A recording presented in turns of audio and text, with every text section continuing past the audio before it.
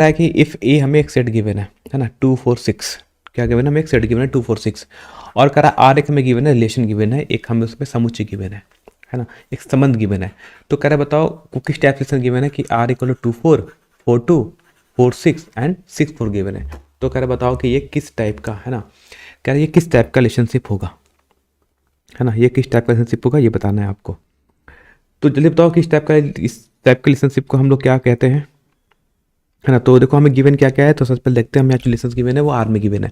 अब आर में कैसे गिवन, देखो ध्यान देते हैं ना उसमें क्वेश्चन में क्या जो आर में रिलेशन गिवन है वो कैसा गिवन है, देखो गिवन 2 4, ठीक, फिर मिल गया उसका हमें 4 2 मिल गया, फिर इसके बाद लिखा है हमारा 4 6 है, और क्या मिल गया हमारा यहाँ पर हमें 6 4 है, ठीक है। इस टाइप का हमें रिलेशनशिप गिवन है। अब बताओ इस टाइप का रिलेशनशिप को हम क्या बोलते हैं, इस टाइप रिलेशनशिप को हम लोग क्या बोलते हैं, है ना, इस टाइप रिलेशनशिप को हम लोग क्या बोलते हैं। तो देखो 2 का 4 मिल रहा है तो 4 का 2 भी मिल गया, ठीक है। 4 का 6 मिल रहा है तो 6 का 4 ही मिल गया। इस टाइप के रिलेशनशिप को हम लोग क्या बोलते हैं, इस टाइप के रिलेशनशिप को हम लोग बोलते हैं, याद रखना कि अगर ए का ए मिलता है तो हम लोग इसको बोलते हैं रिफ्लेक्सिव, है ना। इसको क्या बोलते हैं, इस टाइप के रिलेशनशिप को हम लोग बोलते हैं रिफ्लेक्सिव, हम बोलते हैं, ठीक है। यानी जिसको हम लोग बोलते हैं रिफ्लेक्सिव को हम लोग बोलते हैं समतुल्य बोलते हैं। अगर ए का बी मिल गया और बी का ए मिल जाएगा तो इसको बोलते हैं सिमेट्रिक, है ना। ए का बी मिल गया, बी का ए मिल गया, तो बोलेंगे कैसा है ये, सिमेट्रिक है, मतलब सममित है, ठीक।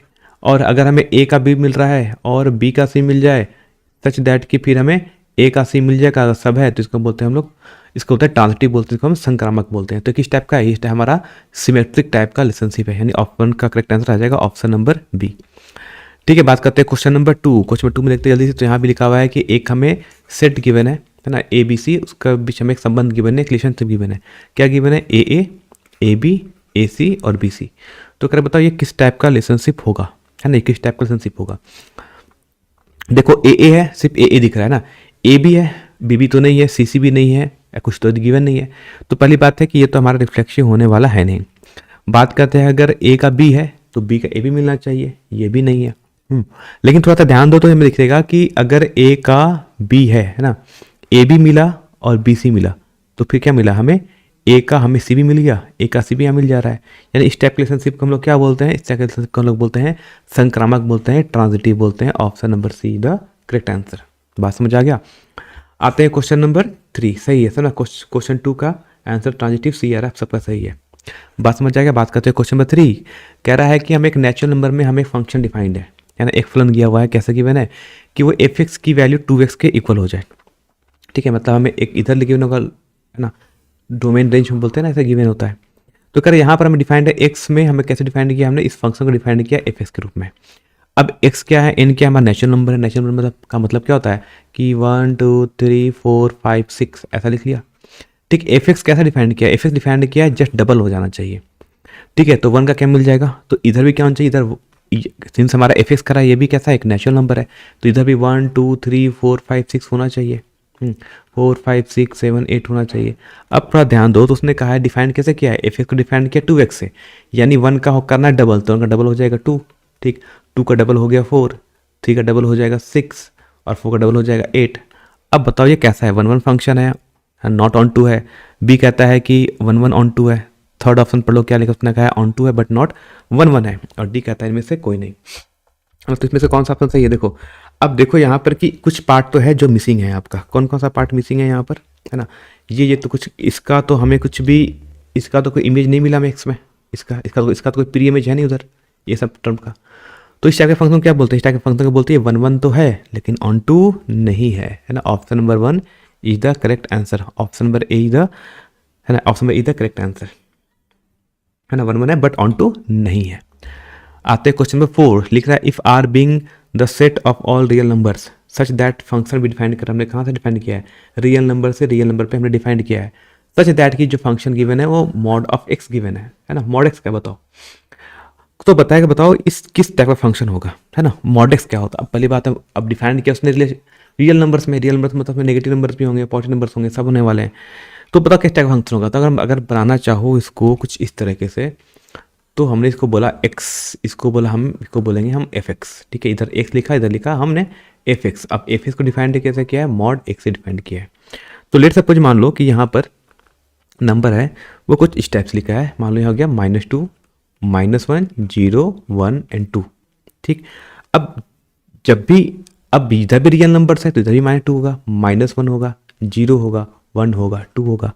अब अगर थोड़ा सा हमें डिफाइंड को रिलेशनशिप को कैसे डिफाइन करना है, F X equal to mod X. अब इस तरह से डिफाइन करोगे तो -2 का क्या बनेगा, -2 का बन जाएगा 2। ठीक, -1 का बन जाएगा 1, क्योंकि मॉड क्या करता है, सभी नंबर्स को क्या करता है, पॉजिटिव कर देता है। तो 0 का 0 ही रहेगा, और 1 का फिर से 1 आ गया, 2 का फिर से 2 आ गया। अब कह रहा है कि बताओ क्या ये 1 1 है, नहीं 1 1 तो नहीं है। 1 1 इसलिए नहीं है क्योंकि -2 और 2 का क्या मिल रहा है हमें, -2 और 2 की वैल्यू कितनी हो जाए, 2 हो जा रही है, मतलब ये 1 1 तो नहीं हुआ, क्योंकि 1 से 1 का इमेज नहीं बन पाया। ठीक, और ऑन टू भी नहीं है, क्योंकि यहाँ भी कुछ टर्म है मिसिंग है, -2 और -1 का तो कुछ प्री इमेज तो है नहीं हमारे एक्स में, तो कुछ भी नहीं है, ना ये 1 है ना ही ये ऑन टू है। ठीक है, क्वेश्चन को पढ़ लेना अच्छे तरीके से, है ना। सिंपल लिसन फंक्शन का क्वेश्चन जो एमसीक्यू में आपसे पूछा जा सकता है, और ये जैक बोर्ड का क्वेश्चन है ना। आते क्वेश्चन नंबर 5। क्वेश्चन नंबर 5 कह रहा है कि इफ आर आर हमें फंक्शन डिफाइंड है ना, एक फंक्शन डिफाइंड है रिलेशन किसमें, रियल से रियल नंबर में, सच दैट कि एफ एक्स की वैल्यू क्या गिवन है, हमें जो है एफ एक्स की वैल्यू गिवन है वो क्या गिवन है, हमें 2x+7 गिवन है ना। एफ एक्स कितना है, हमें कह रहा है वो एफ एक्स की वैल्यू 2x+7 गिवन है। तो कह रहा बताओ एफ इनवर्स एक्स की वैल्यू कितनी होनी चाहिए, है ना, एफ इनवर्स एक्स की वैल्यू कितनी हो जानी चाहिए, है ना। यदि तो क्या करेंगे, तो लेट्स सपोज इसको हमने y मान लिया, तो y इक्वल टू हो गया 2x+7। ठीक है, तो यहाँ से 2x की वैल्यू हो जाएगी y-7, या x को बोल सकते हैं कितना हो जाएगा, x की वैल्यू हो गई ये y-7/2, है ना।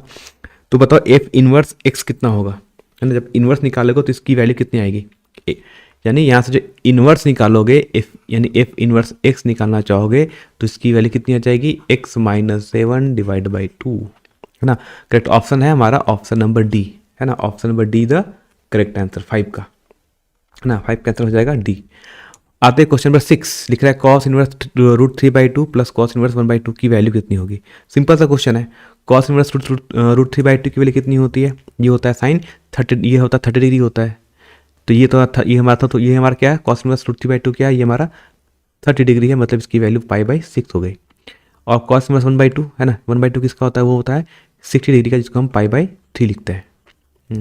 तो पूरा सॉल्व करेंगे, वैल्यू कितनी आ जाएगी, ये एक 30 है एक 60 है, तो ऐड करने पर 90 आएगा, तो वैल्यू हो जाएगी 90 को लिखते हैं π/2, सिंपल सी बात है। तो ऑप्शन नंबर क्या हो जाएगा, D is the correct answer, है ना। ऑप्शन नंबर डी, है ना, option number D is the correct answer, है ना। डी आ जाएगा, क्वेश्चन 6 का हो जाएगा डी, है ना। आई थिंक सबका प्रिपरेशन भी अच्छा चल रहा है, सबने सही सही सॉल्व कर रहे हैं, है ना, ध्यान से, है ना।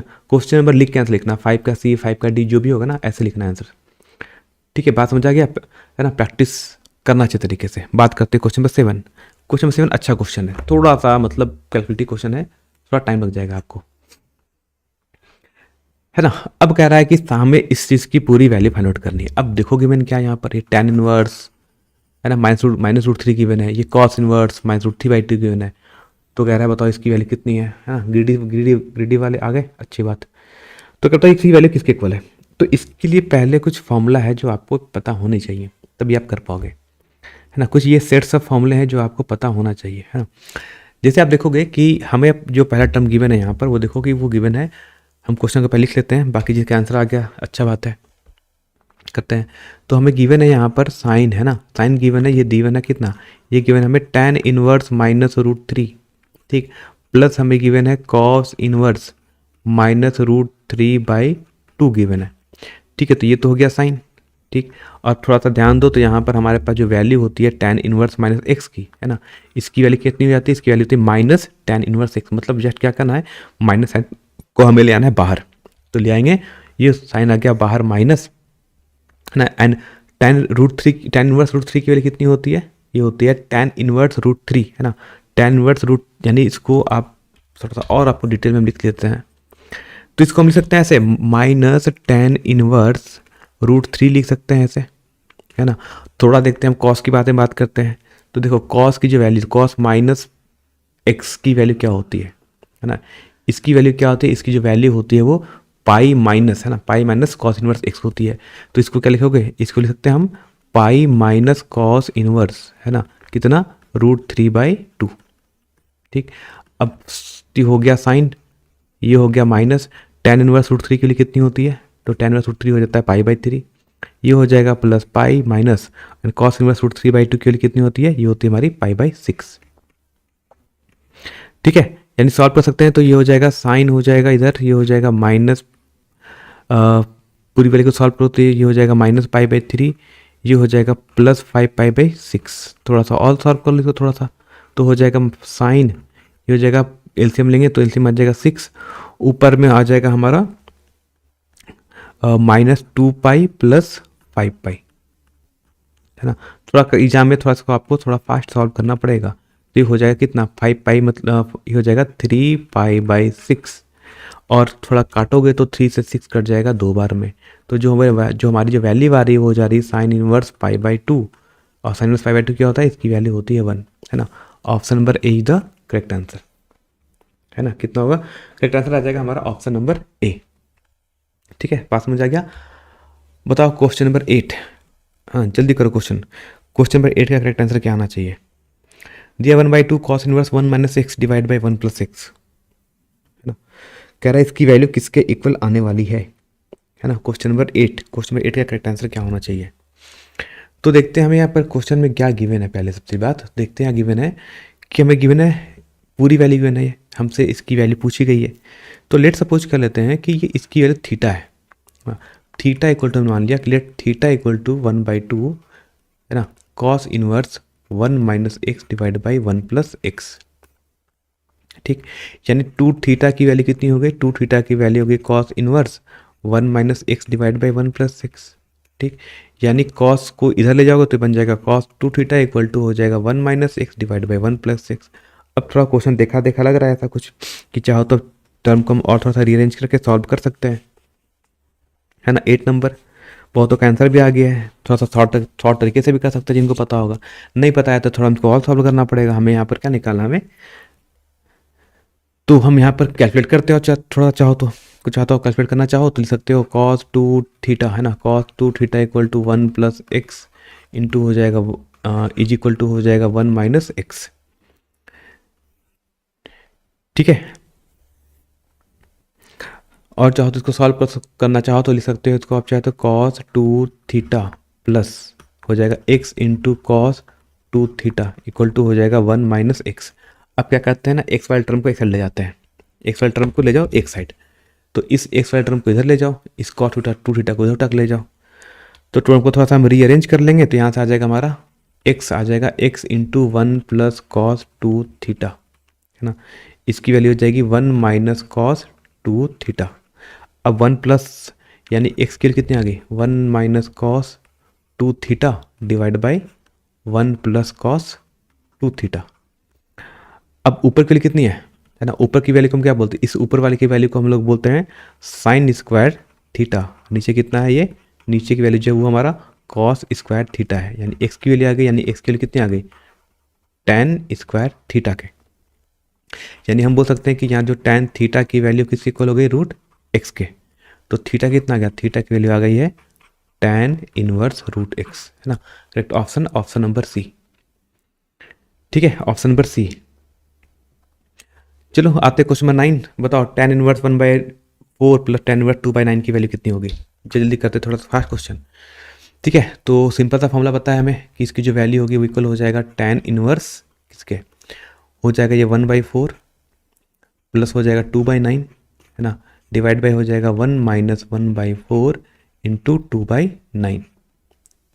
ठीक है, सॉल्व करके निकालते हैं पूरी वैल्यू को तो हो जाएगा tan इनवर्स ये हो जाएगा 9 और 9 8 हो जाएगा ऊपर 17, कितना आ गया 9 हो जाएगा ऊपर हो जाएगा 17 की वैल्यू ऊपर ना, 9 8 ऊपर हो जाएगा 17। ठीक, और नीचे की वैल्यू को अगर आप सॉल्व करोगे तो 9 चौके 36, 36 में 2 गया तो बच जाएगा, तो हो जाएगा ये हो गया 17/17 हो गया 36, और ये हो जाएगा ऊपर की वैल्यू निकालना तो 36 में से 2 गया तो बड़ा 34, 34/36 हो गया इधर। ठीक है, 36 में 36 कटेगा, 17 बच गया, इधर बचा 34, तो ये 1 से 2 बार में कट जाएगा। जो आंसर आ जाएगा वो हमारा आ जाएगा tan इनवर्स 1/2। ठीक, कितना आ जाएगा tan इनवर्स 1/2, ऑप्शन नंबर ए। ठीक है, option number see the correct answer. ठीक है, तो ऊपर वाइट यूट्यूब को ब्लॉक कर दूंगा भाई, देखो फिर से कह रहा हूँ टेस्ट देने आओ, लास्ट टाइम पे है करा दे रहा हूँ कर लो, है ना, नहीं तो फिर हम हमेशा के लिए क्या कर देंगे, बंद कर देंगे टेस्ट वगैरह। चलो अच्छा हो गया। आते क्वेश्चन नंबर 10। आते हैं हम क्वेश्चन नंबर 10 की तरफ। कह रहा है हमें कुछ वैल्यू गिवन है, कह रहा है यहाँ से बताओ एक्स और वाई की वैल्यू कितनी होनी चाहिए। तो सिंपल सी बात है, क्या करना, सबसे पहले देखते हैं ना, यानी ये 2 इंटू एक्स प्लस 3 इसकी वैल्यू 7 होनी चाहिए, है ना, क्योंकि ये दोनों मैट्रिक्स क्या है, दोनों मैट्रिक्स इक्वल है। अगर मैट्रिक्स इक्वल तो इधर जो मैट्रिक्स दिया है लेफ्ट हैंड साइड में, इसको सॉल्व करके कितना बन जाएगा, ये बन जाएगा 2x प्लस 3, है ना। 2x प्लस 3 की वैल्यू किसके इक्वल हो गई, 7 के, यानी 2x की वैल्यू कितनी हो गई, 7 माइनस 3, यानी ये बन गया 4। तो 2x की वैल्यू 4, तो x की वैल्यू कितनी आ गई 2, है ना। x कितना आ गया 2। बात करते हैं अब सेकंड, अब हमें निकालना y की वैल्यू। अब y कैसे निकालेंगे, तो y निकालने के लिए हम थोड़ा सा और कुछ यूज करते हैं। तो 2 इंटू वाई माइनस 3 प्लस 2 की वैल्यू क्या होनी चाहिए, 14 के इक्वल होनी चाहिए। तो हम यहाँ से बोल सकते हैं कि 2 इंटू वाई माइनस 3 प्लस 2 की वैल्यू होगी 14 के इक्वल। तो डैट मीन्स 2y माइनस 3 की वैल्यू हो जाएगी, माइनस 2 हो जाएगा, बन जाएगा माइनस 2 हो गया 12। तो y माइनस 3 की वैल्यू कितनी आ गई, 12/2 हो जाएगा। इधर से ये 6 आ गया, दैट मीन्स कि y माइनस 3 की वैल्यू 6 है, तो y कितना हो जाएगा, 3 हो जाएगा, बन जाएगा प्लस 3, बन जाएगा 9। तो x की वैल्यू 2 है, y की वैल्यू 9 है, और ऑप्शन नंबर करेक्ट आंसर का है, ऑप्शन में जो करेक्ट है यहाँ पर वो ऑप्शन नंबर हमारा ए है ना। Option number A is the correct answer, है ना। 11th 10th का हो जाएगा ऑप्शन नंबर ए। बात करते हैं क्वेश्चन नंबर 11। कह रहा बताओ ए बी की वैल्यू में फाइंड आउट करनी है हमें। यहाँ दो मैट्रिक्स गिवन है, क्या दोनों मैट्रिक्स को हम अगर मल्टीप्लाई करेंगे ए बी इसके, है ना, ए बी मतलब दोनों मैट्रिक्स को मल्टीप्लाई करें, तो बताओ कह रहा है कि यहाँ पर करेक्ट आंसर क्या होना चाहिए, है ना, 11th का। बात करें क्वेश्चन नंबर 11th, है ना। तो 2 मैट्रिक्स है, दोनों को मल्टीप्लाई करना है, तो एक मैट्रिक्स ए इंटू बी करना है, ठीक। क्या दोनों मैट्रिक्स मल्टीप्लाई हो सकता है, तो इसका भी चेक करने का तरीका होता है भाई, रो कॉलम को चेक करते हैं हम कि दूसरे का रो पहले वाले के कॉलम की इक्वल होना चाहिए। ये 2 1 हो गया, ठीक। तो यहाँ पर देखते ये हो गया 4 इंटू, इधर 4 है और ये -1 है, चेक करते हैं। तो मल्टीप्लाई तो होने वाला है ना। ऑप्शन में दिया है मतलब मल्टीप्लाई तो होगा, ये तो श्योर है, क्योंकि ऑप्शन में इतने दे दिया आंसर है।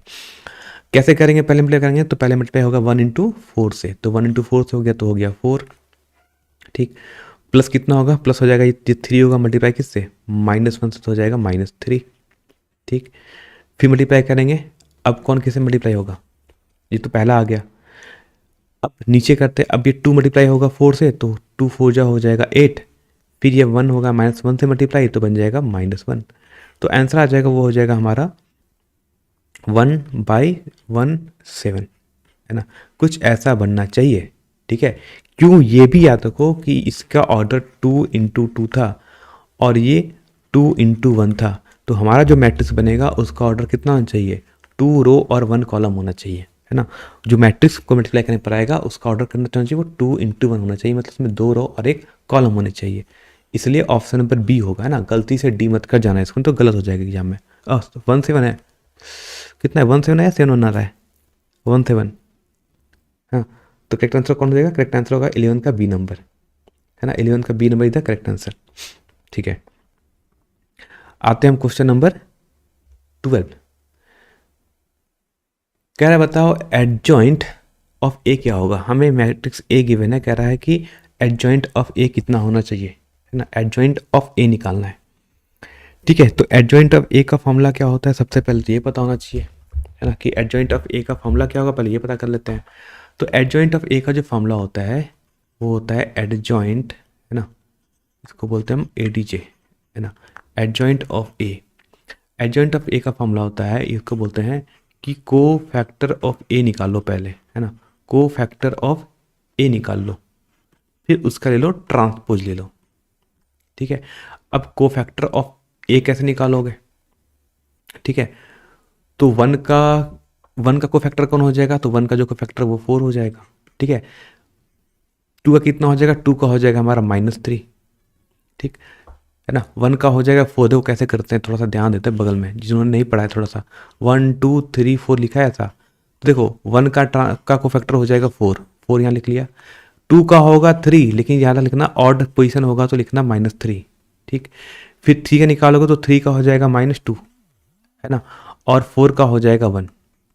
फिर इसका लेना है हमको ट्रांसपोज, ठीक है, इसका लेना है हमको ट्रांसपोज, तो क्या बन जाएगा, ये बन जाएगा 4 -3 और -2, यानी रो और कॉलम को क्या कर लो, इंटरचेंज कर लो। तो करेक्ट ऑप्शन आएगा, वो ऑप्शन कौन सा जाएगा हमारा, 4 -2 -3 1। ये ऑप्शन नंबर सी है ना, option number see the correct answer. ध्यान से करना, गलत मत कर जाना क्वेश्चन को। क्वेश्चन नंबर 12, ये अच्छे क्वेश्चन है जो जैकबोर्ड आपसे पूछ सकता है। आते क्वेश्चन नंबर 13, कह रखा है ये सारे पॉइंट्स अगर कोलिनियर है ना, कोलिनियर मतलब होता है कि अगर सब सारे पॉइंट्स एक लाइन पर लाई कर रहे हैं, तो कह रहा है बताओ कि कौन सा इसमें इक्वेशन है जो करेक्ट है ना। सभी अगर एक लाइन पर लाई कर रहे हैं तो दैट मीन्स कि हमसे कह रहा है कि अगर ये सभी एक लाइन पर लाई कर रहे हैं, मतलब ये तीनों पॉइंट्स कहाँ होने चाहिए, इसी लाइन पर होने चाहिए। ठीक, मैं कह रहा है ये तीनों पॉइंट्स कहाँ चाहिए, इसी लाइन पर होने चाहिए। तो पहले वाले कोऑर्डिनेट कितना है, a,0, दूसरे कोऑर्डिनेट कितना है 0,b, और थर्ड कोऑर्डिनेट कितना है 1,1। ठीक, अगर ये सभी ना, इफ पॉइंट्स आर कोलिनियर, हम बोलते हैं अगर पॉइंट्स कोलिनियर हैं यानी सभी एक ही, अगर रेखीय हैं, एक ही रेखा पर लाई कर रहे हैं, तो क्या होना चाहिए, उनका स्लोप सेम होना चाहिए, है ना। उनका स्लोप क्या होना चाहिए, उनका स्लोप सेम होना चाहिए, यानी उनकी ढाल सेम होनी चाहिए। ये पढ़ा है। कैसे निकालेंगे इनका स्लोप, तो हो जाएगा, इसका स्लोप निकालना हो तो क्या लिखोगे, लिखोगे कि b -0 डिवाइड बाय 0 - a। ठीक, इसकी वैल्यू किसके हो जाएगी, तो हो जाएगा 1 - b डिवाइड बाय 1 - 0। ठीक, ऐसा ही होगा। तो ऊपर बन गया है b, नीचे बन गया है -a, ये बन गया है 1 - b। ठीक, अब क्या करना है, थोड़ा टर्म को हमें रीअरेंज करके बस सॉल्व करना है। ठीक है, इसको क्या करना है, बस टर्म को यहाँ पर रीअरेंज करके बस सॉल्व करना है। तो क्या करते हैं यहाँ पर हम ना, अब कुछ टर्म ऐसा दिया है हमारे पास आंसर में, वन भी कुछ तो नजर आ ही रहा है ऐसा, यानी हम कुछ कर सकते हैं इसके साथ। क्या करते हैं, दोनों का बी से मल्टीप्लाई कर, दोनों साइड, है ना। तो ये हो जाएगा, दोनों क्या करें, दोनों को साइड को हमने बी से डिवाइड कर दिया, तो ये बन जाएगा 1 - a इक्वल टू हो जाएगा 1 - b डिवाइड बाई बी। तो ये बन गया है 1 - a इज इक्वल टू हो जाएगा 1/b -1। ठीक है, तो क्या इसको ऐसा लिख सकते हैं, 1/a को उस साइड भेज देना, तो कभी राइट साइड भेजोगे तो प्लस बन जाएगा, और माइनस ना क्या करें, मैंने सिंपल से क्या किया है, इस टर्म को इधर भेज दिया और -1 को इधर भेज दिया, यानी 1/b प्लस 1/b की वैल्यू किसके इक्वल आ गई, 1 के इक्वल, है ना। और करेक्ट आंसर कौन सा आ गया, करेक्ट आंसर आ जाएगा ऑप्शन नंबर सी, है ना। Option number see the correct answer. ठीक है, आते हैं क्वेश्चन नंबर 14। कह रहा है कि ये फंक्शन अगर कंटिन्यूस है बट नॉट डिफरेंशिएबल, ये फंक्शन कहाँ कंटिन्यूस तो है बट डिफरेंशिएबल नहीं है, क्योंकि ये हमारा एक मॉड फंक्शन है। ठीक है, ये कैसा फंक्शन, हमारा मॉड फंक्शन है। तो मॉड फंक्शन का पहले याद रखो कि ग्राफ कैसे बनता है, ग्राफ बनाना हो तो क्वेश्चन बड़ा इजी है। तो उसने दिया है मॉड ऑफ x-2, तो सिंपली करो ना कि x-2 को इक्वेट कर दो किससे, 0 से।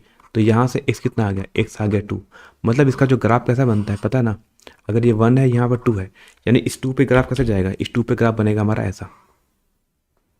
ठीक, तो ये फंक्शन कंटिन्यूस तो है, हर पॉइंट पर ये देखो, ये ग्राफ तो कंटिन्यूस हो रहा है, कहीं सी पॉइंट पर ये डिसकंटिन्यूस तो नहीं है, इसलिए बोलते हैं ग्राफ कंटिन्यूस है, बट डिफेंसिबल नहीं है। किस पॉइंट पर डिफेंसिबल नहीं है, तो पॉइंट 2 पर ना, जहाँ पर ये शार्प एज आता है वहाँ पर फंक्शन डिफेंसिबल नहीं हो पाता है। तो ये फंक्शन डिफेंसिबल तो नहीं है, किस पॉइंट पर डिफेंसिबल नहीं है ना। क्वेश्चन 14, किस पॉइंट पर ये डिफेंसिबल नहीं होगा, क्वेश्चन 14, ये डिफेंसिबल नहीं होगा x इक्वल टू 2 पे, है ना, यानी 1.2 पे ये अवकलन नहीं कर सकते हैं हम इसका।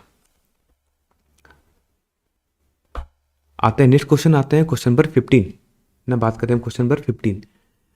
कह रहा है y equal to sine in cube x है, तो बताओ dy/dx की वैल्यू कितनी होगी, है ना। क्वेश्चन कह रहा है कि हमें y की गिवन है, हमें y की वैल्यू गिवन है, तो कह रहा है y इक्वल टू कर साइन क्यूब x है ना, तो dy/dx निकालना है, तो dy/dx यानी डिफरेंशिएट करना है किसको, साइन क्यूब एक्स को। ठीक है, तो कैसे करते हैं इस चीज़ को हम डिफरेंशिएट करेंगे, तो पहले क्या करेंगे, जो ये क्यूब एक्स है तो हो जाएगा ये तो 3 साइन स्क्वायर एक्स बन जाएगा, और साइन एक्स को जब हम डिफरेंशिएट करते हैं तो वैल्यू क्या बन जाती है, साइन एक्स को जब डिफरेंशिएट करते हैं तो वैल्यू आ जाती है कॉस एक्स, है ना। ये हमने पढ़ा है पहले से। ठीक, तो करेक्ट आंसर कौन सा आएगा, करेक्ट आंसर आ जाएगा वो होगा हमारा ऑप्शन नंबर यहाँ से सी नंबर, है ना, C is the correct answer. आते क्वेश्चन नंबर 16, लिख रहे हैं y equal to cos inverse 1 - x² by 1 + x² है, तो कह रहे बताओ dy/dx की वैल्यू कितनी होनी चाहिए, है ना। क्वेश्चन नंबर 16, है ना।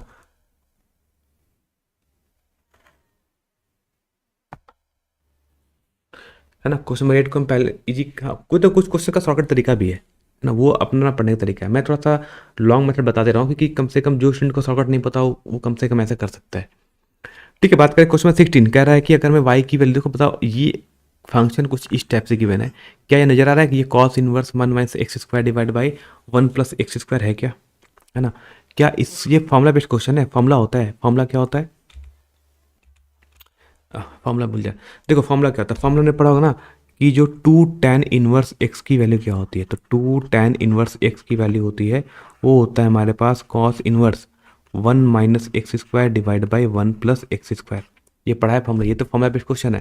दैट मीन्स कि वाई क्यों लिख के सकते हो, यानी वाई को क्या हम सकते हैं कि Y equal to tan 2 into tan inverse X होगा, लिख सकते हैं।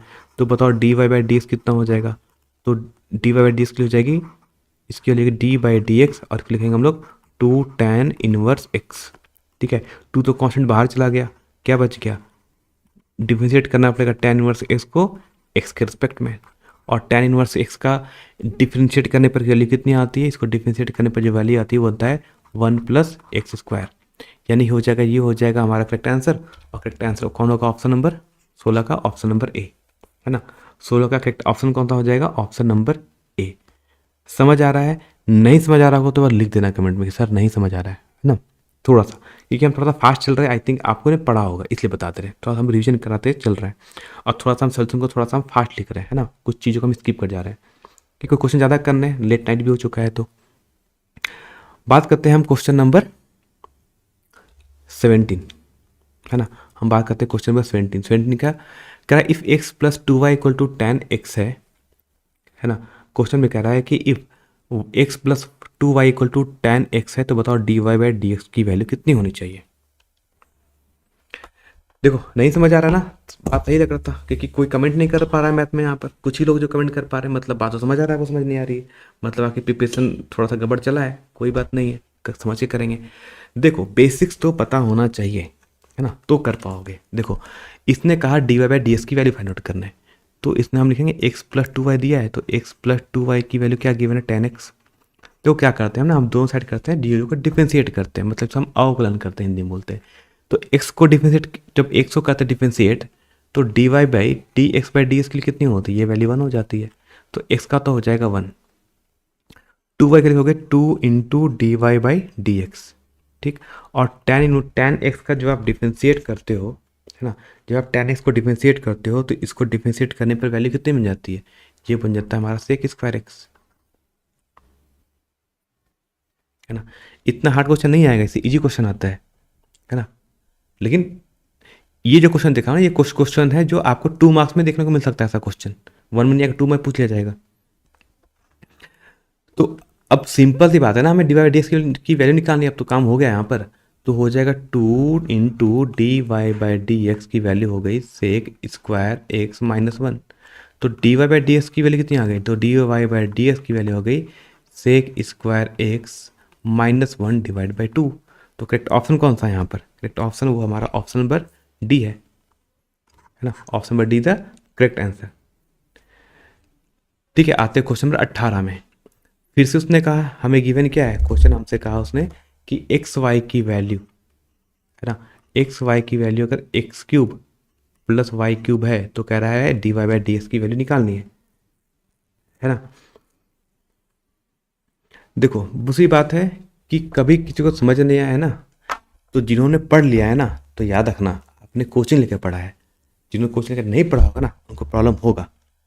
तो कमेंट थोड़ा सोच समझ के किया जाए, ठीक है, ठीक है, याद रखना। ठीक है, तो बताओ क्वेश्चन नंबर 18 को कैसे करोगे, क्वेश्चन नंबर 18 का आंसर क्या होना चाहिए,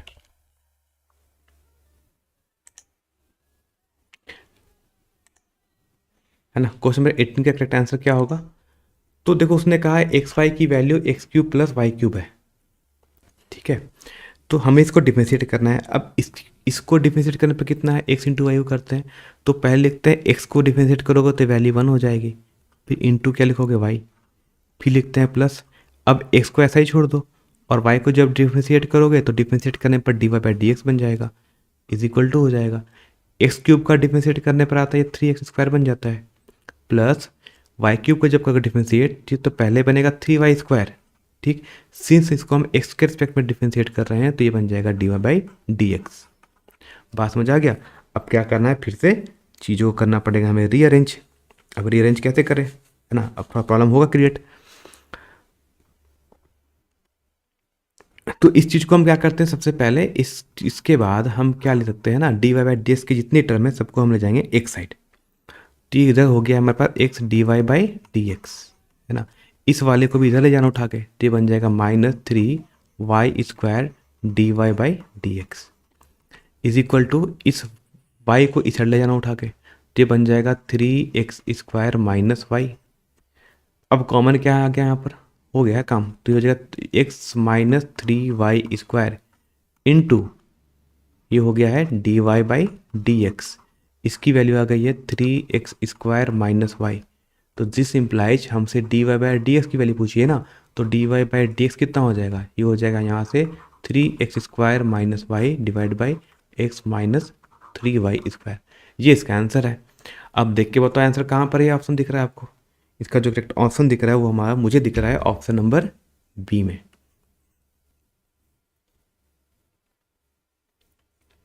ठीक है, आगे क्वेश्चन 18 बात करते हैं। क्वेश्चन नंबर 19, स्लोप वगैरह आपके सिलेबस का है कि नहीं पता, शायद इस साल सिलेबस में तो है नहीं, शायद पता नहीं मुझे, लेकिन स्लोप निकालना बड़ा इजी काम है ना। जो बताओ स्लोप इस बार के सिलेबस में है या नहीं, है ना, तब कराएंगे। स्लोप टेंजेंट पढ़ना है सिलेबस में या पढ़ना है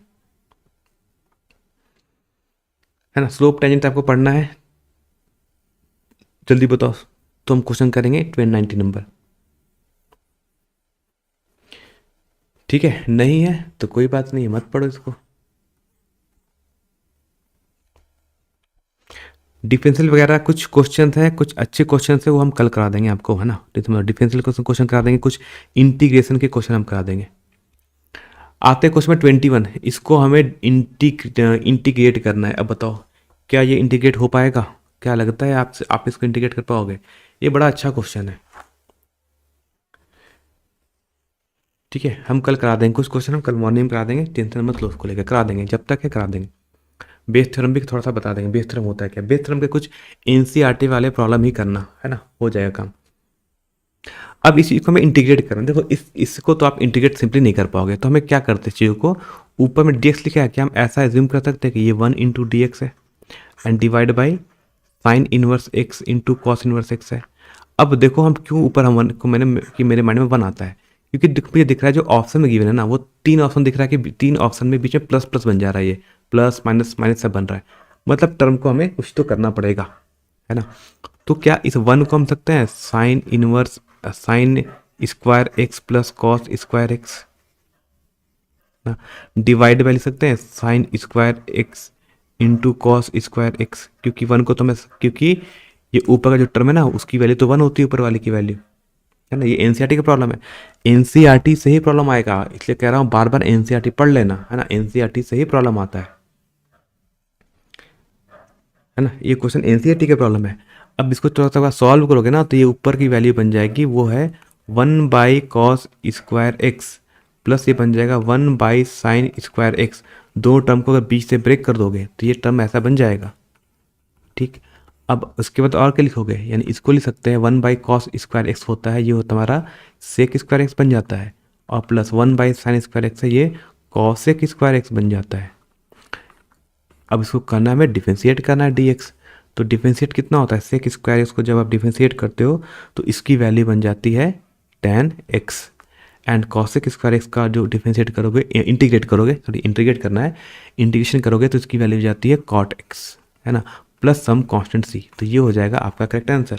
तो करेक्ट आंसर कौन सा है, ऑप्शन नंबर बी है। कौन सा है, option number B is the correct answer. ठीक है, बात करते हैं क्वेश्चन नंबर 22, है ना। अब बताओ सेम क्वेश्चन आ गया है, इस क्वेश्चन को आपने इजी कर दिया तो ये क्वेश्चन पढ़ लेना, है ना, ये क्वेश्चन अच्छा है। ठीक है, तो देखो पहली बात है ना कि हम जब भी पढ़ाते हैं या कुछ करते हैं तो मुझे थोड़ा डिस्टर्बेंस नहीं चाहिए होता है ना। तो मुझे ऐसा डिस्टर्बेंस चाहिए नहीं, करोगे तो भाई वही बात है कि आपको हम ब्लॉक व्लॉक हो जाएगा बेकार का, झूठ मूठ का, कुछ कहना लायक रहोगे नहीं, है ना। चलो चलो आते हैं क्वेश्चन नंबर 22। क्वेश्चन नंबर 22 वाला, है ना। क्वेश्चन 22 का जल्दी जल्दी करते हैं क्वेश्चन। आज सिर्फ एमसीक्यू बताया, लास्ट एमसीक्यू, इसके बाद हम एमसीक्यू नहीं बताएंगे, एमसीक्यू की बात आप कर लेना। क्या इसको हमें सॉल्व करना, क्या करोगे इसको पूरा सॉल्व करने के लिए? तो टर्म को अलग अलग कर लेना। टर्म को अलग करो तो ऐसा लिख सकते हैं क्या इसको, ये sine inverse sine square x है divide by sine square x into cos square x लिख सकते हैं। फिर बीच में साइन आ जाएगा माइनस, इधर हो जाएगा cos square x divide by sine square x into cos square x, है ना। ये हो गया डी एक्स। ठीक, अब देखो यहाँ से कौन टर्म कैंसिल होगा, तो साइन साइन कैंसिल हो गया, इधर से कॉस कॉस मर गया। क्या बच गया इंटीग्रेशन में? इंटीग्रेशन में जो टर्म बच गया वो क्या बच गया, 1 बाई कॉस स्क्वायर एक्स, जिसको हम सकते हैं सेक स्क्वायर एक्स, माइनस नीचे बच गया 1 बाई साइन स्क्वायर एक्स, जिसको हम सकते हैं कॉसेक स्क्वायर एक्स, है ना। इंटू लिख सकते हैं, जो करना इंटीग्रेट करना D X, sec square X का इंटीग्रेशन कितना होता है, ये होता है हमारा 10x, है ना, माइनस कॉसेक स्क्वायर का होता है minus cot x, plus some constant C, तो हो जाएगा 10x, है ना, और माइनस माइनस हो जाएगा प्लस, हो जाएगा कॉट एक्स प्लस सी। तो करेक्ट आंसर आ जाएगा ऑप्शन नंबर ए, है ना। Option number A is the correct answer 22 का। आते हैं क्वेश्चन नंबर 23। कह रहा है इस चीज़ को हमें क्या करना है, इंटीग्रेट करना है। ये वाले क्वेश्चन 3 मार्क्स में आते हैं ना, 2 से 3 मार्क्स में ये क्वेश्चन पूछा जाता है। यहाँ पर मैंने एमसीक्यू में देख रखा है, जैकपुट भी अपने एक बार कभी क्वेश्चन ऐसा आता नहीं है, ठीक है, लेकिन इस क्वेश्चन को आपको 3 मार्क्स में पूछा जा सकता है। जैक मॉडल सेट से कुछ क्वेश्चन आ सकता है, पढ़ लेना एक बार, ठीक है। बेसिक क्वेश्चन आते हैं, थोड़ा सा मैथ भाई प्रैक्टिस की चीज़ है, करना पड़ेगा। अब इस टर्म को हमें सॉल्व करना है, तो पता है कि जो ऑप्शन दे रहा है वो कहीं tan इनवर्स x में देख रखा है, तो कहीं ना कहीं इसको tan इनवर्स में कुछ तो हमें बनाना पड़ेगा इसको, है ना।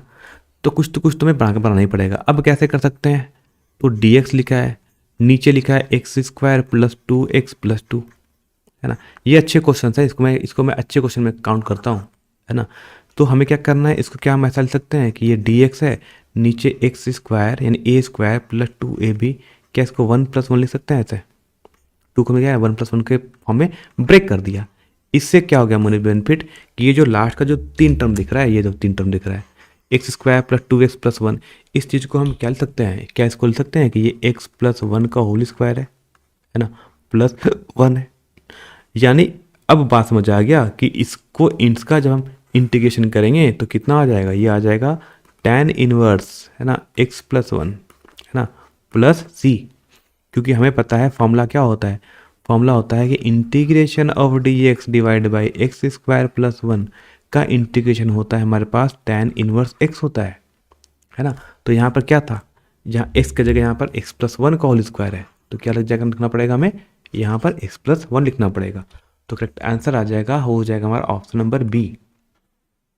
ठीक, आते क्वेश्चन में 24। कह रहा है बताओ इसकी वैल्यू निकालनी है, किसके कुल होगी। ये क्वेश्चन तो आपसे जल्दी पूछेगा नहीं, ये क्वेश्चन 3 मार्क्स वाला क्वेश्चन है ना। इसको कभी कभी वो 3 या तो कभी कभी जैकबर्ड का तो ज़्यादा मूड अच्छा हो जाएगा ना, तो इसी क्वेश्चन को वो 5 मार्क्स में पूछ लेगा। ये 3 या 5 मार्क्स वाला क्वेश्चन है, तो पढ़ के जाना पड़ेगा ऐसा ना। तो देखो कहीं ना कहीं आपका रिवीजन हो जाएगा, वो 3 मार्क्स और 5 मार्क्स वाले क्वेश्चन भी ऐसे धीरे धीरे आपके रिवीजन हो जाएंगे। अभी कह रहा है कि इसको हमें सॉल्व करना है ना। करने के 2 तरीके हैं, एक तो होता है मेरे पास वो पार्शियल फ्रैक्शन से करते हैं, है ना। तो पहले हम आपको बताते हैं वो सिंपल वो पार्शियल फ्रैक्शन वाला मेथड बताते हैं कैसे करते हैं। तो हमें गिवन है x divide by x minus 1, है ना, इंटू x माइनस 2। इसको हमने मान लिया कि इसकी वैल्यू है वो a divide by x minus 1 plus b divide by x minus 2, हमने इसको एज्यूम कर लिया। ठीक, अब क्या करना है, हमें इस चीज़ों को सॉल्व करना पड़ेगा। तो इसको हम लेंगे तो ये हो जाएगा एलसीएम लिखने के बाद, तो x a into x minus 2 plus b, है ना, b into x minus 1 divide by, ये हो जाएगा x minus 1 into x minus 2। अब देखो तो ये 2 टर्म तो कैंसिल आउट हो गया इधर से इधर, क्या बच गया हमारा, इस साइड में बच गया हमारे पास x, और इधर क्या टर्म बच जाएगा, तो इधर बन जाएगा हमारा ax माइनस 2a, है ना, प्लस इधर b को क्या है, तो हो जाएगा इधर bx माइनस b। ठीक, तो इधर से कितना आ गया, x इक्वल टू कितना हो गया, तो इसको लिख सकते हैं a plus B into X, है ना, माइनस 2a माइनस बी लिख सकते हैं। क्या करते हैं इसके बाद हम क्या करते हैं, टर्म को बस कोएफिशिएंट को इक्वेट करते हैं, तो दैट मीन्स कि हम बोल सकते हैं कि यहाँ से a प्लस बी की वैल्यू किसके इक्वल है, 1 के। क्यों बोला मैंने 1 के इक्वल है, क्योंकि देखो यहाँ भी x है, यहाँ भी x है, यहाँ पर एक के साथ क्या मल्टीप्लाई है, 1, यहाँ क्या मल्टीप्लाई है, a प्लस बी, यानी a प्लस बी की वैल्यू किसके इक्वल हो गई, 1 के इक्वल हो गई। इसी प्रकार से बोल सकते हो नीचे में कि ये -2a है ना, माइनस बी की वैल्यू किसके इक्वल है, 0 के। हाँ, इसको पार्शियल फ्रैक्शन करना है, तो अब क्या करना है, बस टर्म को सॉल्व करेंगे। अब कैसे करेंगे भाई, तो लिख सकते हैं यहाँ से कि जो b की वैल्यू है वो -2a है, ठीक, इसको यहाँ लिख देना। तो लिख सकते हैं कि a प्लस है ना, b की जगह क्या लिख देंगे, -2a की वैल्यू हो गई 1। तो दिस सिंप्लाइज हम बोल सकते हैं यहाँ कि -a की वैल्यू 1 है, दिस सिंप्लाइज a की वैल्यू कितनी आ गई, -1, ठीक।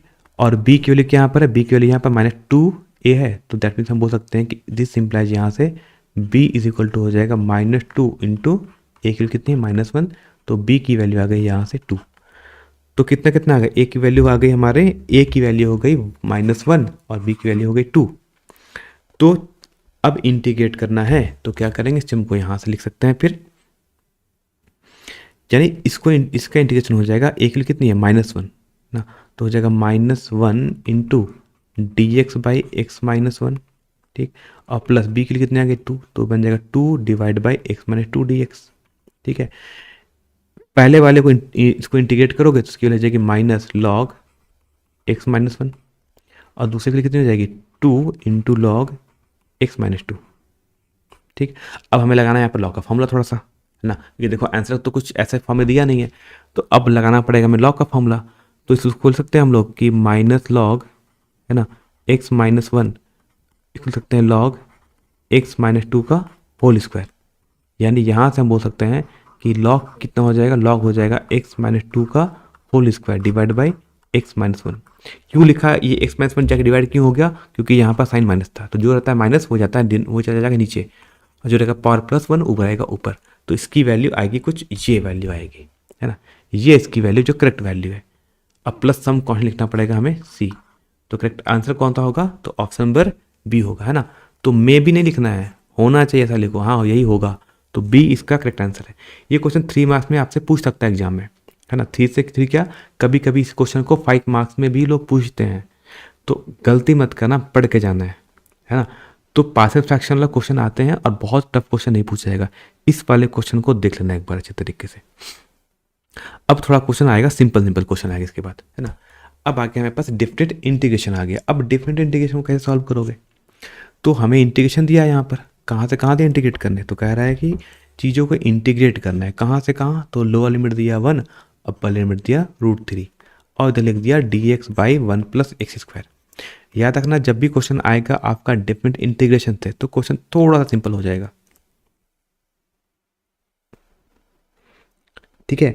कल आपको हम कुछ क्वेश्चन आपको हम भेज देंगे, है ना, कुछ एनसीईआरटी से कुछ इंपॉर्टेंट चीज़ें फॉर्मूले हम आपको कल बता देंगे, है ना। तो इससे जो पहला क्वेश्चन बताया था 24, वो अच्छा क्वेश्चन है, वो फिक्स है, ऐसा क्वेश्चन आ सकता है ना। अब इसको इंटीग्रेट करना है, तो हमें पता है कि भाई dx बाई 1 + x² का जब भी इंटीग्रेट करते हो तो इसकी वैल्यू tan इनवर्स x आती है, तो इसको इंटीग्रेट करने पर कितनी वैल्यू आ जाएगी, ये वैल्यू आ जाएगी tan इनवर्स x है, और लिमिट कहाँ से कहाँ लगाना है, 1 से लेकर √3 तक। पहले क्या लिखते हैं, पहले हम लिखते हैं x की जगह इस √3 को, तो हो जाएगा हमारे पास tan इनवर्स √3, फिर लिखते हैं साइन माइनस। अब क्या लिखते हैं x की जगह, अब लिखते हैं इस 1 को, तो लिख देंगे tan इनवर्स 1, इसकी वैल्यू है tan इनवर्स √3, मतलब ये है 60 डिग्री, इसको लिखते हैं π/3, और 1 मतलब ये हो गया हमारा 45 डिग्री, 45 लिखते हैं हम लोग π/4। एलसीएम लोगे तो दोनों की एलसीएम कितनी आ जाएगी, ये हो जाएगा 12, ऊपर हो जाएगा 4π - 3π, तो 4π - 3π हो जाएगा, तो ये हो जाएगा π/12। कितना आंसर आएगा, करेक्ट आंसर आएगा π/12, करेक्ट आंसर हो जाएगा हमारा ऑप्शन नंबर डी, है ना। केमिस्ट्री का जो आज वीडियो आया था, आपने उसको देखा है नहीं देखा है, एक बार देख लेना, है ना, वो कन्वर्जन आपसे एग्जाम में पूछा जाता है ना, जो मैंने आज कराया था, तो उस क्वेश्चन के बाद देख लेना केमिस्ट्री वाला, ठीक है। बात करते हैं क्वेश्चन नंबर 26, क्या बताओ इसका, इस डिफरेंशियल इक्वेशन का, डिफरेंशियल इक्वेशन का ऑर्डर कितना होगा, इसकी कोटि पूछा है, इसकी ऑर्डर पूछी, इसकी कोटि पूछी है। तो यहाँ पर क्या है लिखा है, D square x by D x square, तो इसकी कोटि कितनी होगी, तो इसी को तो कोटि बोलते हैं भाई, ये वाला, इसी को तो कोटि बोलते हैं 2। तो इसकी ऑर्डर कितनी हो गई, इसकी ऑर्डर को हो गई 2, है ना। Option number 2 is the correct answer.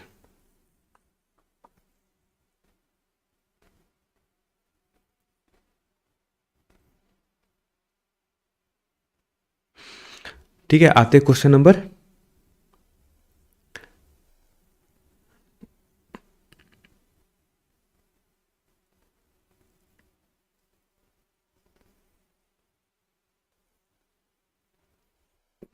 चलो बात करते हैं अब इसका। क्वेश्चन नंबर 27 लिख रहा है the degree of differential equation, इसकी डिग्री कितनी होगी। अब हमें दिया क्वेश्चन आया, अब पूछ रहा है यहाँ पे इसकी डिग्री कितनी होगी।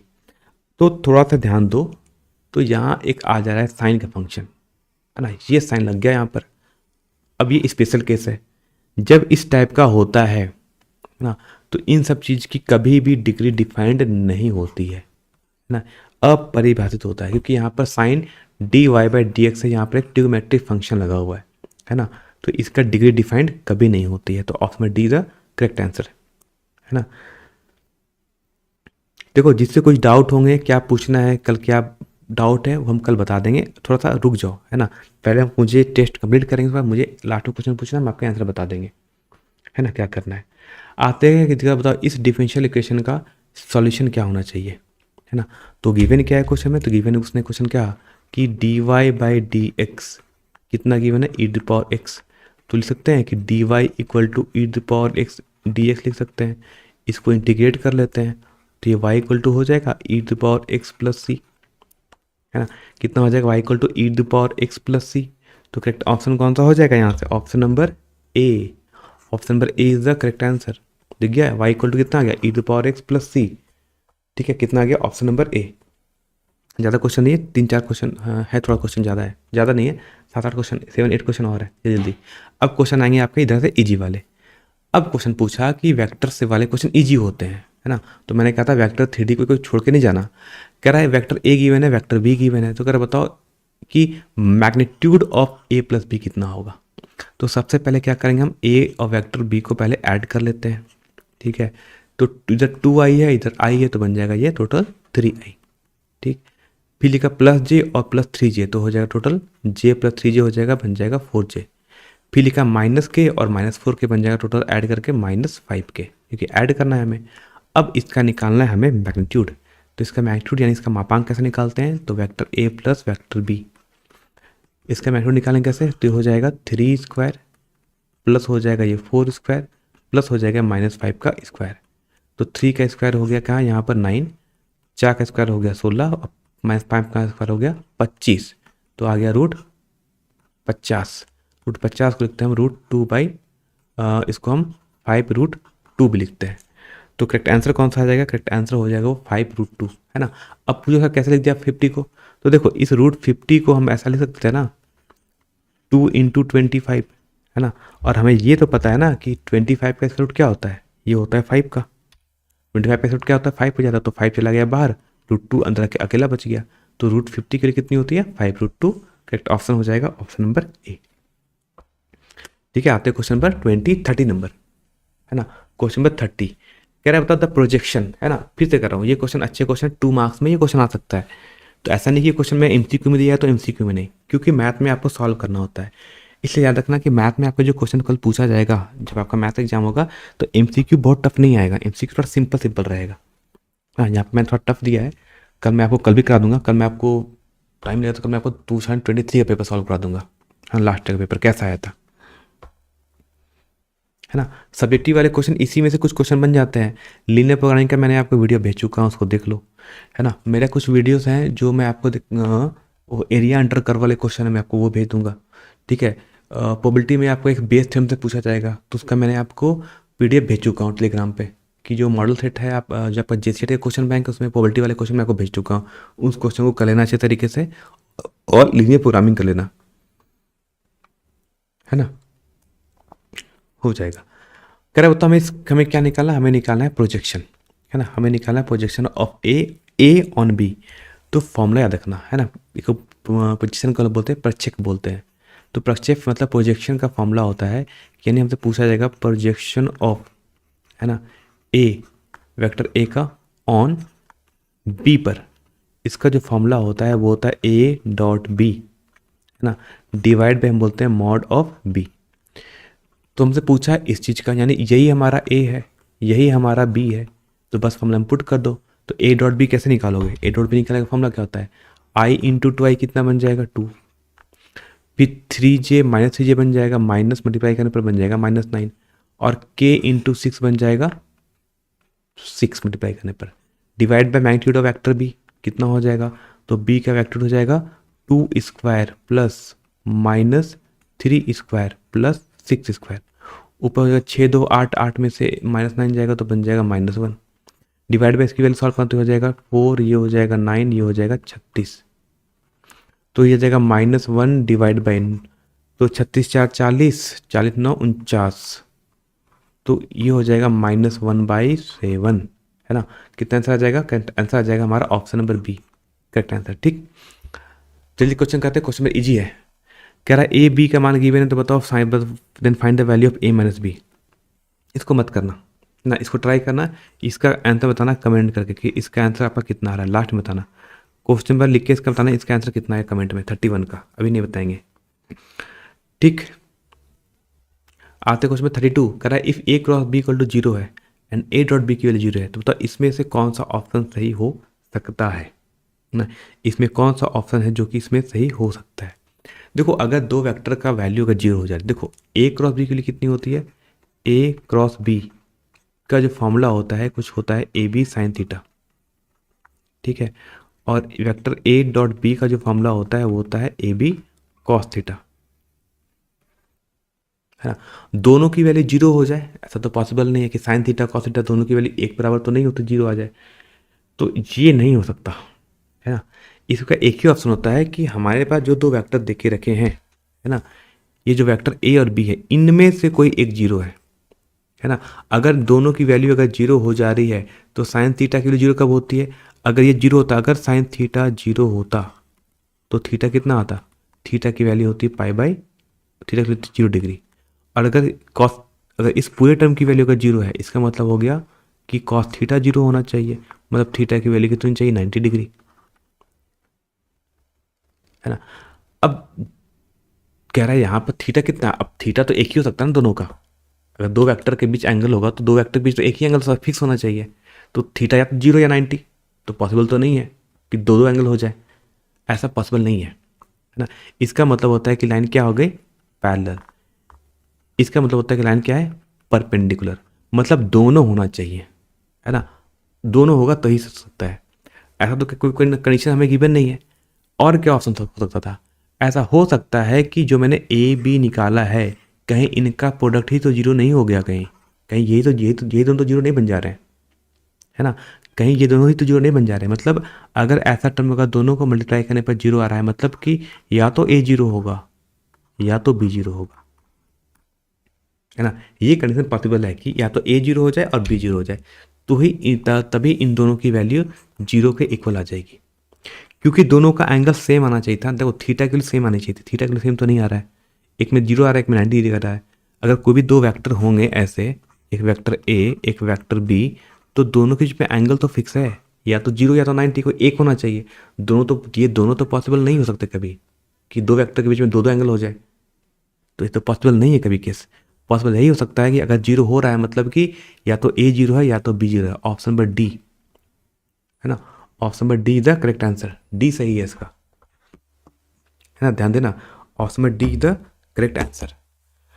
आते क्वेश्चन में 33, कह रहा बताओ डायरेक्शन कोसाइन निकालना है इसका, डायरेक्शन कोसाइन कैसे निकालते हैं, है ना, ये क्वेश्चन मत करना, इतना बड़ा क्वेश्चन आपसे नहीं पूछा जाएगा एग्जाम में, ठीक है। आते क्वेश्चन में 34, हाँ ये इजी क्वेश्चन है ना, इसको लिखना, दिस द इम्पोर्टेंट क्वेश्चन है ये। कह रहा the equation of Y axis, Y axis का इक्वेशन क्या होता है, तो वाई एक्सिस क्या होती है ना, इसको लिखा x, इसको लिखा y, इसको लिखा हमने z।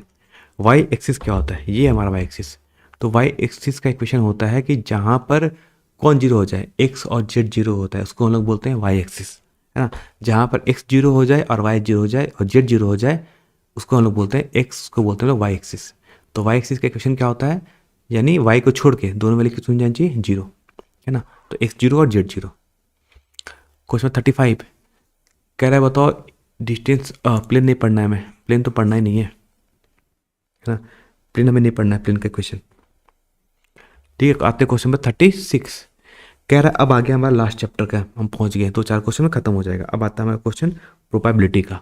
कह रहा है कि इफ दो इवेंट है A and B such that P A plus P B minus P A intersection B की वैल्यू पी ए, तो बताओ इसमें से कौन सा ऑप्शन है जो करेक्ट है ना। कह रहा है इसमें से कौन सा ऑप्शन है जो कि आपका करेक्ट है। ठीक है, बड़ा अच्छा क्वेश्चन है ना, बहुत अच्छा क्वेश्चन है ये, तो कुछ खास नहीं करना है हमें। क्वेश्चन में गिवन क्या है, कहा है P A plus P B, है ना, minus P A intersection B की वैल्यू किसके इक्वल गिवन है, वो हमें पी ए के गिवन है। अगर ये इक्वल है तो भैया तो सब कुछ दिख रहा है साफ साफ कि पी ए पी तो कैंसल हो जाना चाहिए। तो पी बी की वैल्यू क्या हो जानी चाहिए, पी ए इंटरसेक्शन बी। ठीक, और यहाँ से बोल सकते हैं कि P B divide by P, यह बोल सकते हैं कि 1 इक्वल टू हो सकता है, लिख सकते हैं 1 equal to P A intersection B divide by P B, बोल सकते हैं इसको हम ऐसा लिख सकते हैं। अब ये तो एक फॉर्मूला बन गया, ये वाला, ये हमारा एक फॉर्मूला है। ये क्या होता है, ये होता है, इसको लिखते हैं पी ए बाई बी को हम बोलते हैं ऐसा, यानी पी ए बाई बी के लिए कितनी है, पी ए बाई की वैल्यू है वो तो 1 के इक्वल आ गई, है ना। पी ए बाई बी के लिए किसके इक्वल आ गई, 1 के इक्वल। ध्यान से करना, गलत मत करना, फिर से बार बार कह रहा हूँ क्वेश्चन को, है ना। ऑप्शन पर B is the correct answer, B होगा या ए होगा, बी नंबर, समझाया, कुछ नहीं किया है, बस टर्म को रीअरेंज किया है। और हमारे पास जैसे ही इस फॉर्मूले में आंसर आया, जैसे ये बन गया, हमने समझ गया कि ये तो भाई एक फॉर्मूला है, ये तो फिर तो इसका फॉर्मूला होता है, तो be the correct answer. Question number 37 कह रहा है इफ ए और बी दो इवेंट है ना, तो कह रहा है जिसमें हमें पी ए की वैल्यू गिवन है ना, पी बी की वैल्यू गिवन है, पी बी बाई ए की वैल्यू गिवन है, तो बताओ पी ए बाई बी की वैल्यू कितनी होगी। सीधा इंपॉर्टेंट क्वेश्चन, ऐसे क्वेश्चन आपको एग्जाम में देखने को मिल सकते हैं, हार्ड क्वेश्चन ही, इजी क्वेश्चन है। 5 वाला क्वेश्चन हम कल करवा देंगे, है ना, टेंशन मत। तो मैंने आपको कम से कम अभी आपका करो, आप एक लीनियर प्रोग्रामिंग वाला क्वेश्चन कर लो। 5 मार्क्स का क्वेश्चन हम कल मॉर्निंग में करेंगे, कल हम जल्दी करेंगे, 8 या 9 बजे तक हम कर लेंगे कल, है ना। तो टेंशन मत लेना, सुबह सुबह हम करेंगे सारा क्वेश्चन। तो पहले क्वेश्चन करते हैं, हमें गिवन है पी, तो हमें गिवन है पी बी बाई ए की वैल्यू गिवन है, इसकी वैल्यू कितनी given, 0.6। P B by A की वैल्यू क्या होती है, इसका फॉर्मूला होता है P A intersection B divide by हो जाता है पी ए की वैल्यू कितनी होगी, 0.6। तो पी ए इंटरसेक्शन बी और पी ए की वैल्यू कितनी गिवन है, वो गिवन है 0.4, कितना आ गया 0.6। तो बोल सकते हैं यहाँ पर कि पी ए इंटरसेक्शन बी की वैल्यू कितनी हो गई, 0.4 इंटू 0.6, है ना।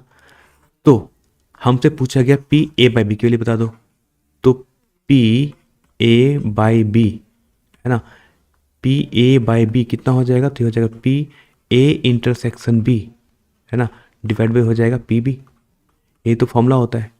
तो पी ए इंटरसेक्शन बी की वैल्यू कितनी होगी, वो तो हमने अभी यहाँ निकाला है ये वैल्यू, तो इस वैल्यू को बस आप पुट कर दो जाके, तो ये वैल्यू हो जाएगी 0.4 इंटू 0.6, और पी बी के लिए कितनी गिवन है 0.8, तो हो गया 0.8, ये डिवाइड हो जाएगा 2 टाइम्स में, है ना, और 2 से डिवाइड हो जाएगा 3 टाइम्स में, तो आंसर आ जाएगा हमारा 0.3। कितना गया आंसर, आंसर आ जाएगा हमारा 0.3। करेक्ट ऑप्शन, ऑप्शन नंबर ए।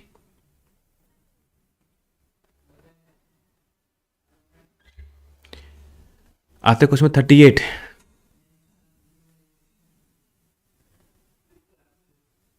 है ना।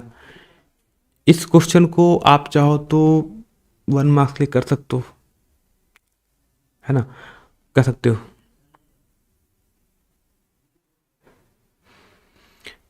ठीक है, इन दो क्वेश्चन को आप ट्राई करना, 38 ट्राई करना और 30, है ना, क्वेश्चन में 38 को ट्राई करना, 38 का आंसर आता है ए, है ना।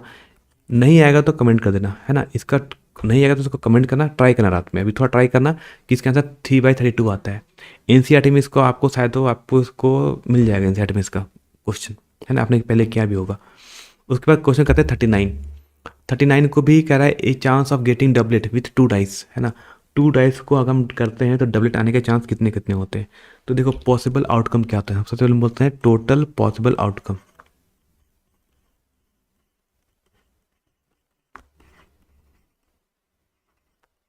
अगर हम 2 डाइस को जब अगर हम रोल करेंगे तो हमारे पास टोटल आउटकम कितने आ सकते हैं। तो टोटल आउटकम जो आने के चांस होते हैं, तो एक में 6 इंटू 6 टोटल होते हैं 36 आउटकम्स आने के चांस होते हैं। उसमें से डबलेट कितनी बार आएगा। डबलेट का क्या मतलब होता है कि दोनों में सेम होना चाहिए, है ना। दोनों में सेम होने का मतलब है कि या तो क्या होना चाहिए, या तो दोनों में 1 1 आ जाए, है ना, या दोनों में 2 2 आ जाए, या दोनों में 3 3 आ जाए, या दोनों में 4 4 आ जाए, या फिर दोनों में 5 5 आ जाए, या फिर दोनों में हमारा 6 6 आ जाए। ऐसे कितनी बार आ सकता है, इसका टोटल चांस हमारा 6 बार है। तो प्रोबेबिलिटी ऑफ डबलेट कितना हो जाएगा, डबलेट, है ना। तो ऐसा आने का बार 6 बार आने का चांस है, कितने में से, टोटल 36 बार में से। तो 6 छक 36, आंसर आ गया 1/6। Option number B is the correct answer, है ना। 39 का करेक्ट आंसर आ जाएगा ऑप्शन नंबर बी। ठीक है, आते हैं क्वेश्चन नंबर 40। अब ये क्वेश्चन तो कर सकते हो, इजी है ना। क्वेश्चन हमने पूछा गया, बताओ पी ए बाई बी की वैल्यू कितनी होगी। तो फॉर्मूला क्या होता है, P A intersection of B, है ना। कंडीशनल प्रोबेबिलिटी आपसे पूछा जाएगा, पढ़ के जाना अच्छे तरीके से। पी ए इंटरसेक्शन की वैल्यू कितनी गिवन है, 1/5 डिवाइड बाई पी बी की वैल्यू कितनी गिवन है, 1/4। तो 4 चला जाएगा ऊपर, तो हो जाएगा 4/5। और करेक्ट आंसर आ जाएगा ऑप्शन नंबर डी, है ना। Option number D the correct answer. ठीक है, अब सुनो, आपके जितने भी डाउट है 5 मार्क्स क्वेश्चन कब होगा नहीं होगा, कल करा देंगे हम, है ना। तो एक बार टेलीग्राम आप मुझे मैसेज कर देना किस किस चैप्टर का, है ना। टेलीग्राम पर मुझे मैसेज कर देना, या आप यहाँ पर या आप मुझे कमेंट कर देना बाद में, ठीक है, कि आपको कौन कौन से कुछ चैप्टर कराने हैं। को कल आपको हम दिन में ट्राई करेंगे, कल 2 3 वीडियो हम अपलोड करेंगे, है ना, जिसमें आपको कुछ कुछ चीज़ें बता देंगे। ठीक है, कोई एग्जाम फिर से नहीं होगा, है ना। झारखंड बोर्ड में कुछ नहीं होता है ना। झारखंड में क्या होता है वो लास्ट टाइम से हम आपको खुद बता चुके हैं। लास्ट टाइम फिजिक्स का पेपर लीक हुआ था, है ना। ये मैंने आपको कितनी बार पूछा, मैंने भी उसको लेकर सब कुछ किया था। ट्वीट उठता, मेरा ट्विटर अकाउंट ब्लॉक कर दिया गया गलती से मेरा बस यूट्यूब बच गया, नहीं तो मेरा यूट्यूब चैनल भी ब्लॉक कर दिया जाता, है ना। ये है झारखंड बोर्ड का शिक्षा का स्तर, एजुकेशन लेवल ये है। ठीक है, तो बस जितना कर रहा हूँ पढ़ के जाओ, जो मैं पढ़ा रहा हूँ वो पढ़ो, है ना, और कुछ नहीं।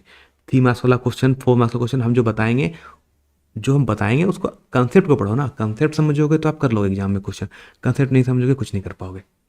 बात समझ गया। तो आज इतना ही करते हैं, बाकी कल करेंगे। मिलते हैं हम लोग कल के वीडियो में। बाकी वही टेलीग्राम ग्रुप है, आपका अपना ग्रुप पता ही होगा, है ना। ज्वाइन करो, चैनल को सब्सक्राइब कर दो, और खासकर आपके जो जूनियर स्टूडेंट्स हैं जो क्लास 11th में, है ना, उनको थोड़ा सा एक बार बता सकते हो, ताकि उनको भी प्रिपरेशन अच्छा आता है। क्योंकि अब हम कुछ समय के बाद हम आपका एग्जाम होने के बाद हम 11th का भी पेपर हम सॉल्व कराएंगे, इसलिए। ठीक है, तो प्रीवियस कम से कम 2019 और 20 वाले प्रॉब्लम कर लेना, उसका मैं पीडीएफ भेज दूंगा। 2019, 20 और 22 का प्रॉब्लम आपको हम भेज देंगे, पेपर भेज देंगे, उसको आप एक बार सॉल्यूशन कर लेना उसका। ठीक है, एलपीपी में ओरिजिन और अनबाउंडेड वाला क्वेश्चन करवा देंगे, उतना उतना हार्ड नहीं पूछा जाता है ना। ठीक है, चलो इतना ही करते हैं, बाकी कल मिलते हैं। सबको गुड नाइट।